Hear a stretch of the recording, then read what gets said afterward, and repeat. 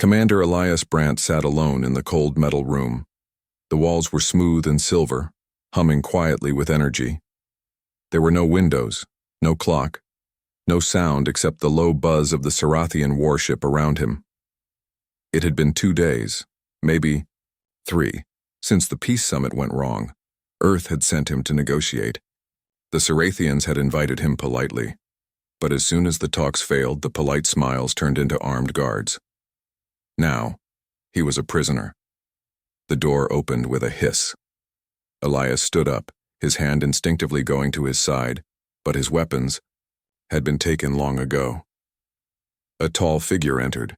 She wore a silver robe with glowing lines running across the fabric like stars. Her skin shimmered faintly, like moonlight on water. Her eyes were deep violet, not hostile but unreadable. Princess Thalira of the Sarathian Empire. "You are Elias Brandt," she said softly, her voice musical but steady. "You already know that," Elias replied, his voice calm but tired. "I requested to see you alone," she said. "No guards, no translators." Elias narrowed his eyes. "Why?" She walked closer, stopping a few feet from him. "Because I want to understand you, human. You fascinate me." He raised an eyebrow. "Humans fascinate a lot of species. Doesn't mean they kidnap us." She smiled just a little. "You are not kidnapped. You are a diplomatic guest, an honored one. I'm locked in a room, a secure room. This ship is dangerous." Elias crossed his arms. "Right." There was a pause. The humming of the ship filled the silence. Thalira tilted her head. "I have studied your history, your wars, your peace, your passion. No species in the galaxy fights like humans. No species loves like humans either." "That's not always a good thing," Elias said, his voice low. "I think it is," she replied. "I think your people are honest, flawed, but free." He looked at her, trying to figure her out. She didn't seem like a typical royal. Most Sarathians he met were cold, formal, almost robotic. She was different. "Why are you really here?" he asked. Thalira took a slow breath. Then she stepped, even closer. Her voice was quieter now. "Because I need to choose a bondmate. I chose you." Elias froze. "Excuse me?" "I choose you," she said again. "Tell me what to do, human. I just want to be yours." Elias stared at her. For a long moment he didn't speak. Was this a trick? A trap? Or worse, some kind of psychic game? "You don't even know me," he said finally. "I have watched every recording of you from the Earth Wars. I have read your speeches. I have listened to the way you speak, the way you refuse to lie even when it would be easier. You are the kind of human who changes worlds. Doesn't mean I belong to you," he said sharply. "I don't want you to belong to me," Thalira said. "I want to belong to you." That silenced him again. She stepped back now, giving him space. Her eyes held no fear, only clarity. "In my culture," she explained, "bonding is a sacred choice. Not forced, not demanded. We offer ourselves, body, mind, soul. It is equal, if the other accepts." Elias frowned. "You don't even know what you're asking. Humans don't think like you. We don't bind ourselves like that." "But you do," she said, "in your own way. You marry. You fight for each other. You risk your lives for your beliefs." He shook his head slowly. "This is insane." "Maybe," she said softly, "but maybe insanity is what we need." A long silence followed. Then Elias asked, "Why now?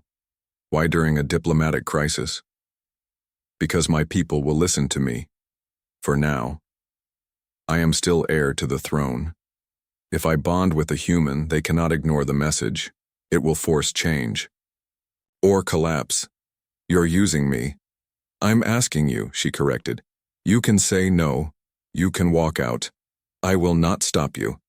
But I will not choose anyone else. I already made my choice." Elias sat back down. His mind was racing. He had fought alien warlords. He had survived nukes and space battles. But this was something else. She walked to the door, then paused. Without turning, she said, "You once said, a man is free only when he chooses who he protects. Do you still believe that?" "Yes," he said quietly. "Then choose me, Elias Brandt. Or don't. But do not say I didn't ask you honestly." The door opened. She stepped out and it hissed shut behind her. Elias was alone again, but this time the silence felt heavier. He looked at the place where she had stood. What the hell just happened? Elias couldn't sleep. Even though the Sarathians gave him a large, soft bed and a quiet room, his mind refused to rest. He kept seeing her face, Princess Thalira. Her words echoed over and over again in his head. "Tell me what to do, human. I just want to be yours." It made no sense. She was the future ruler of a powerful alien empire. She could have anyone, any species. Why him? The next morning, 2 guards brought him to the Royal Observatory. It was a large dome with a clear view of the stars. The room was quiet except for the gentle hum of machinery. Thalira stood near the edge, watching a nearby nebula glow red and purple. "You came," she said without turning. "Didn't have much of a choice," Elias replied. She turned now. Her expression was calm, but her eyes searched his face, looking for something. "I meant what I said yesterday," she said. "Every word." "You barely know me," Elias said again. "You're talking about bonding your entire life to a human you've only watched from a distance. You think that makes it less real?" she asked. "You think knowing someone longer makes the feeling stronger?" Elias stayed silent. He didn't have a good answer. Thalira walked over and stood close, but not too close. "I'm not trying to trap you, Elias. I'm trying to offer something Sarathians rarely give to outsiders, choice." He looked into her violet eyes. "You talk about choice, but you're royalty. You were raised in chains, even if they're golden." She smiled sadly. "You're not wrong. My life was planned before I was born. Who I should marry, how I should speak, even what I should feel. And now you want to throw all of that away for me?" "No," she said. "I want to throw it away for myself. You are the path I've chosen, not the reason I rebel." That made him pause. It sounded honest. He sat down on a curved bench near the window. She sat beside him, leaving space between them.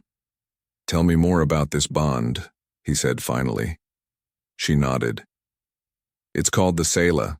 It's a psychic link, yes, but not full control. It's emotional sharing, memory echo, a deep connection. We only do it with someone we trust completely. What happens if it goes wrong?" "We break," she said simply. "Some never recover." "That's comforting. It's why I haven't done it with anyone else. My advisors wanted me to bond with a general, a noble, even a fellow royal, from the Avrilian cluster. But I waited." Elias folded his hands together. "Why me? You're not afraid of me. You speak like no one else. And you disagree with me. Most around me say only what I want to hear." He gave a small laugh. "I've been told I'm difficult." "I like that," she said. "It makes you real." A silence followed. Then Elias asked, "What happens if I say no?" Thalira didn't flinch. "Then you'll be free to return to Earth. Our talks will fail, most likely. War might follow, but I won't stop you. You'd give up your only chance at peace? I'd respect your will. That's what makes it real." Elias looked down at his hands. He had been a soldier, a peacekeeper, and now a prisoner, or a guest. He had fought for freedom all his life. But this didn't feel like a prison. He looked back up. "What do your people think of humans?" She shrugged. "Some admire your strength, some fear it. Most think you're wild and dangerous, that you follow emotion instead of logic." "They're not wrong." "No," she said, with a soft smile. "But that's not a weakness, that's your power." Suddenly a soft alarm rang. The lights in the observatory dimmed slightly. "What's that?" Elias asked, standing quickly. Thalira's smile faded. trouble.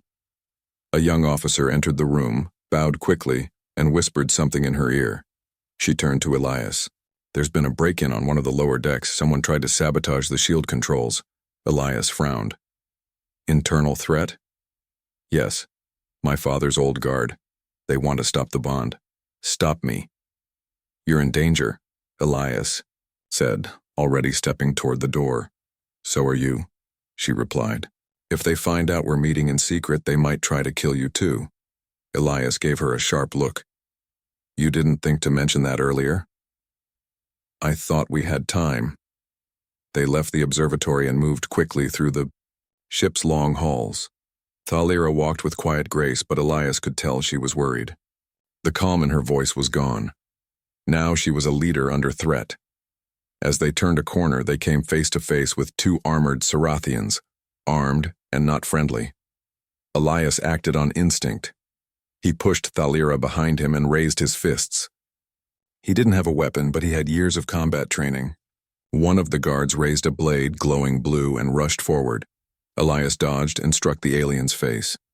The guard stumbled, but the other moved in fast.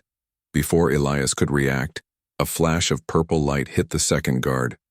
Thalira had raised her hand, her eyes glowing. Both guards collapsed.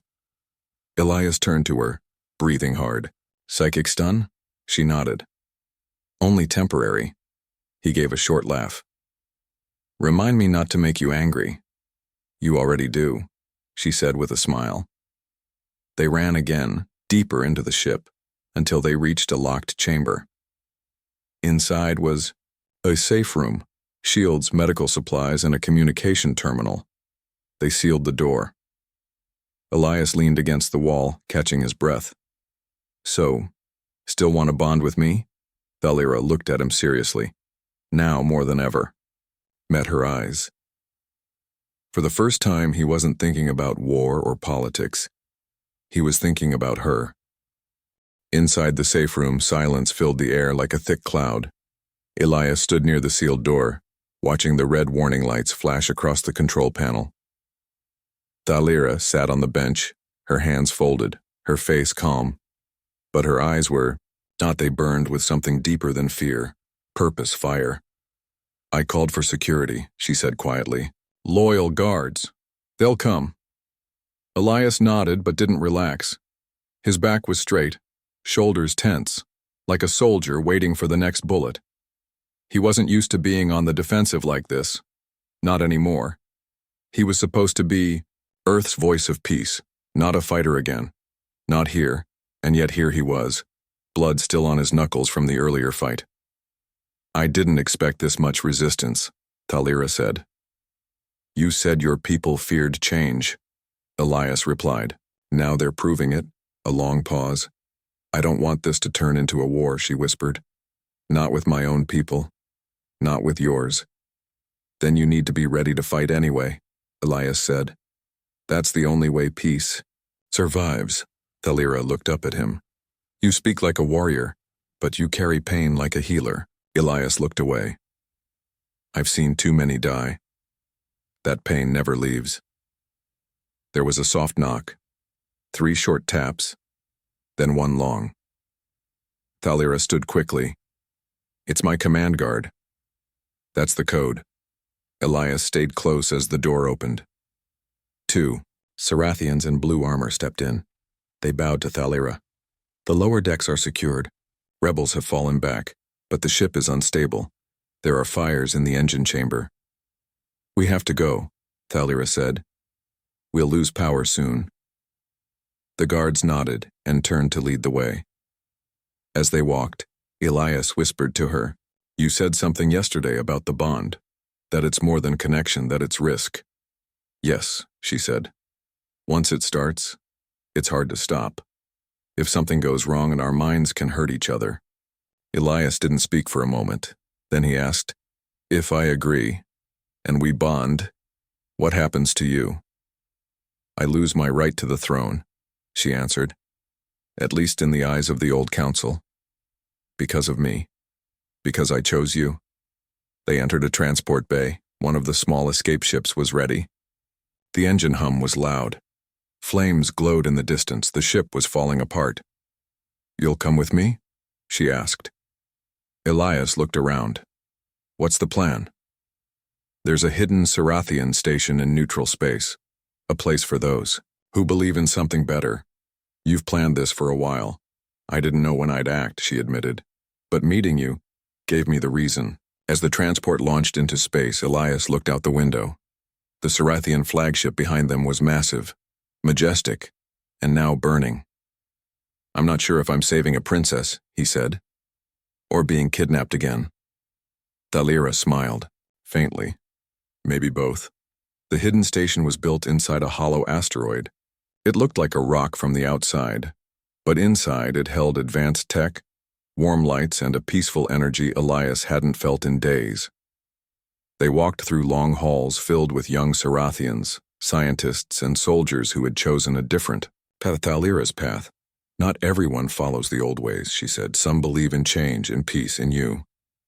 Elias stopped. "Wait, me?" She turned to face him. "Your speeches were smuggled through our networks. Some even call you the quiet flame. You lit a fire in hearts that had gone cold." Elias laughed once, surprised. "I didn't come here to start a revolution." "Too late," she said gently. They reached a chamber at the station's center. It was round, filled with soft light and strange glowing stones. At the center stood a platform.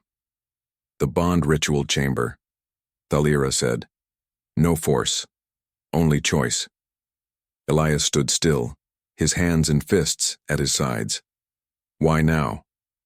"Because they tried to kill us," she answered, "because the old world is falling and because I trust you." She stepped onto the platform and waited. Elias stared at her. He thought of the war he fought back on Earth, the people he lost, the peace he had helped build.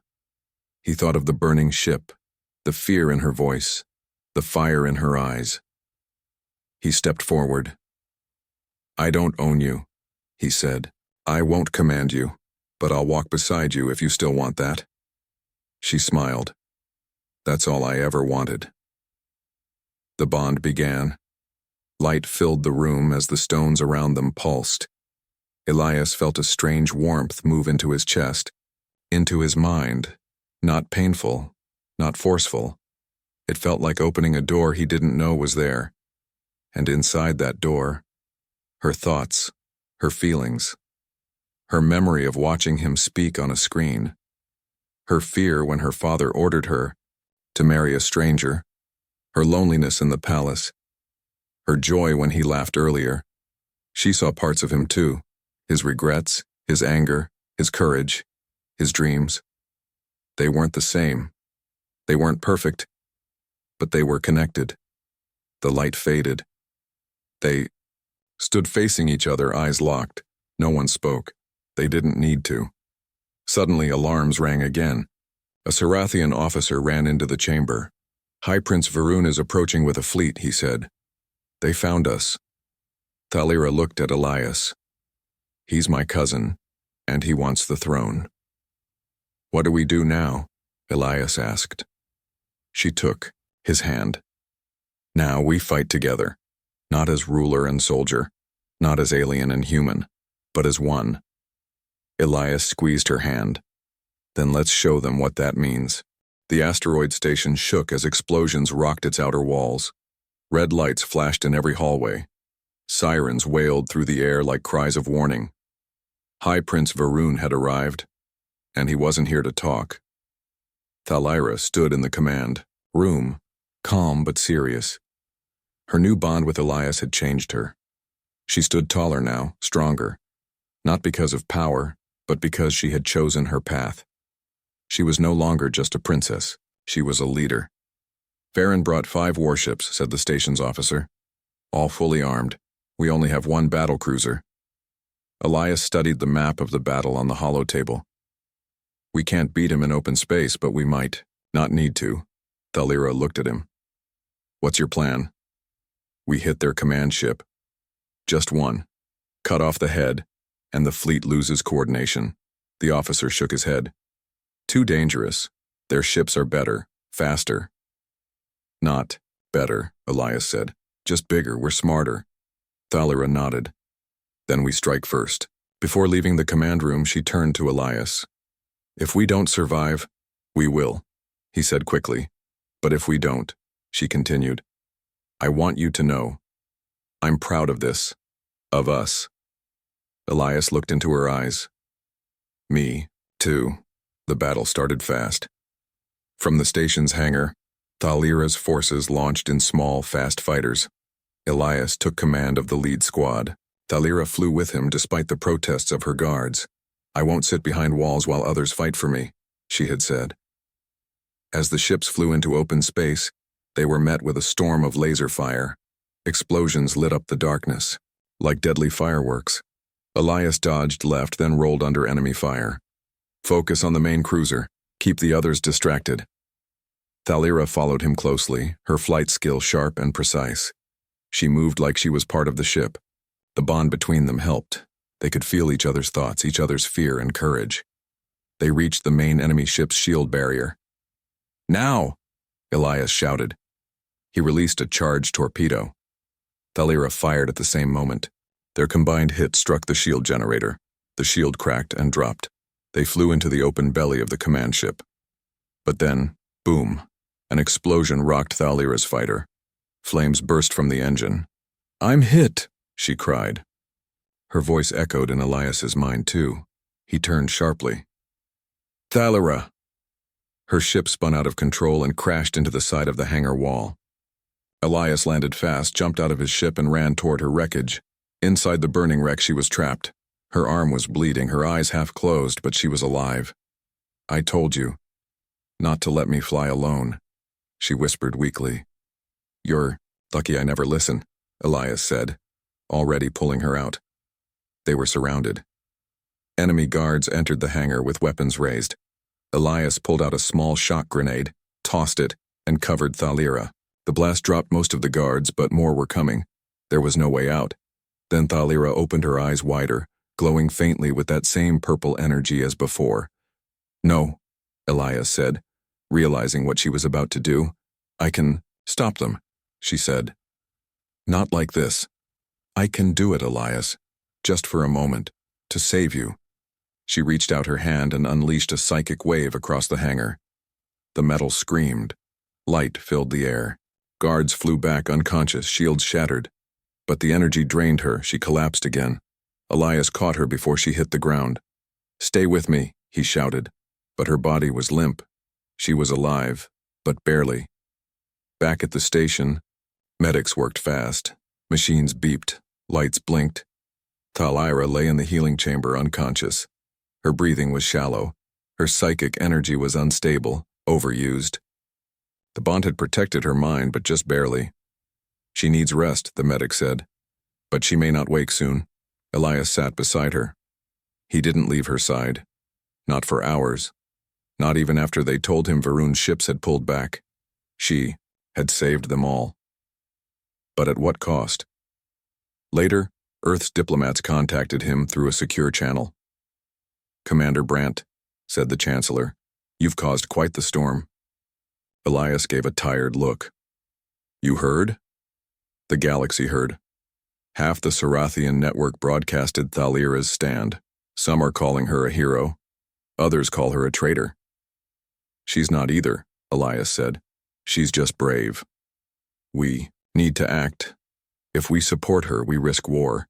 If we abandon her, we lose our only bridge to peace. Elias stood slowly. Then I'll give them a reason to choose peace. He walked to the main console, and he activated something long locked away. Sovereign. It was an Earth AI, powerful, dangerous, and banned since the last war. But Elias didn't use it to attack. He used it to broadcast, to every Sarathian world, to every neutral station, even to Earth's colonies. He showed them the truth. Thalira's voice pleading for peace, her sacrifice. Her words.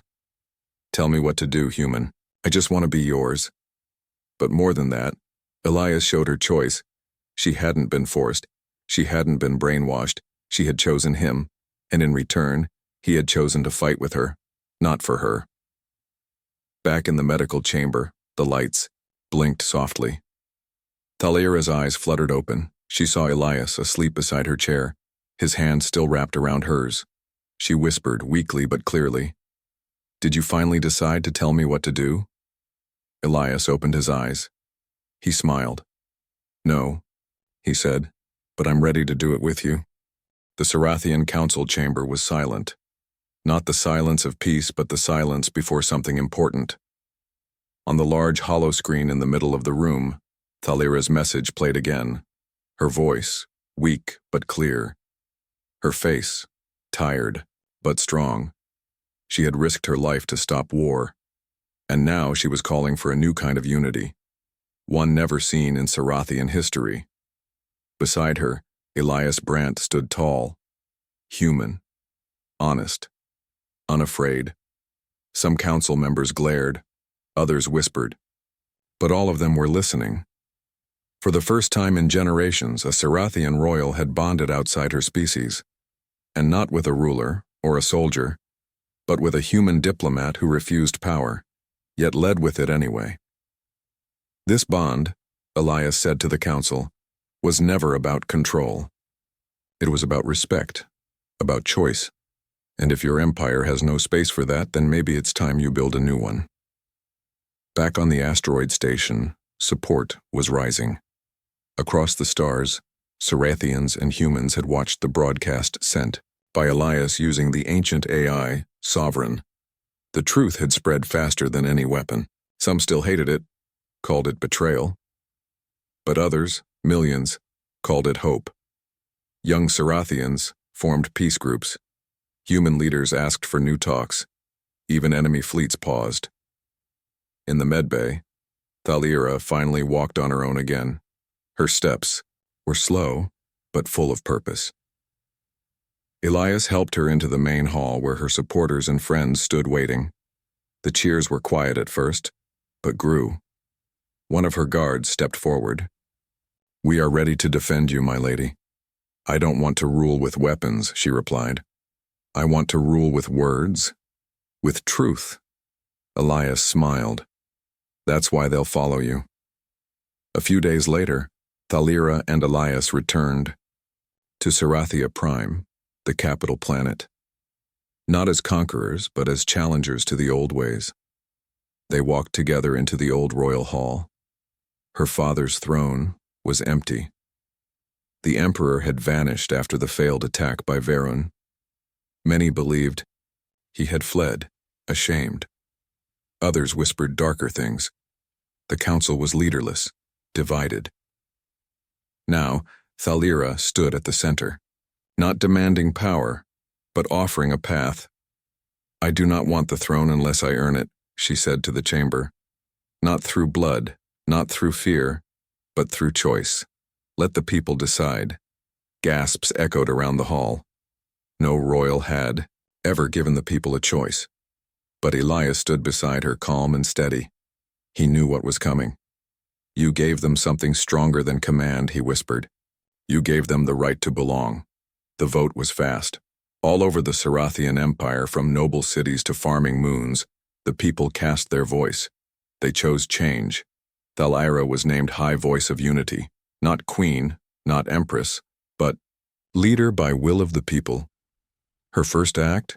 To remove the old laws that banned cross-species bonds. Her second act? To invite Earth into a new alliance, not based on trade or fear, but trust. Her third act? To make sure her story was never hidden. Again. A year later, the first Unity Festival took place on Earth's moon. Human children played beside young Sarathians. Ships from over 20 worlds floated peacefully in orbit. At the center of the celebration stood a new monument. 2 hands, 1 human and 1 Sarathian, reaching toward each other, not to grab, not to take, but to meet in the middle. Elias and Thalira stood below the monument, dressed not in armor or robes, but in plain clothing. People lined up to take pictures with them. Some called it history. Some called it a miracle. But Elias just called it earned.